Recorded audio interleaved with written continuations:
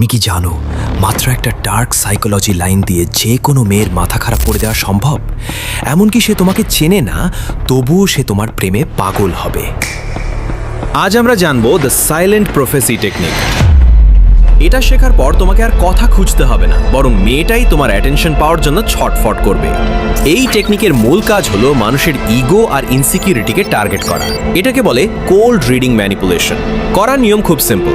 Step 1, মেয়েটার চোখের দিকে 2 সেকেন্ড তাকিয়ে থেকে একটু হাসো, তারপর হুট করে মুখ গম্ভীর করে ফেলো।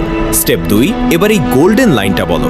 তোমার হাসিটা দেখে মনে হয় তুমি খুব খুশি, কিন্তু আমি জানি ভেতরে ভেতরে তুমি কতটা একা এবং কেউ তোমাকে আসলে বোঝে না।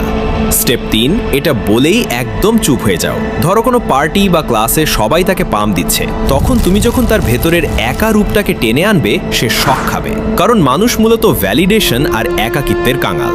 যখন তুমি তাকে বলবে সে একা, তখন তার সাবকনশিয়াস মাইন্ড তোমাকে একজন ত্রাতা ভাবতে শুরু করবে। যদি সে পাল্টা প্রশ্ন করে তুমি কিভাবে জানলে, বুঝে নিবে সে তোমার জালে আটকা পড়েছে।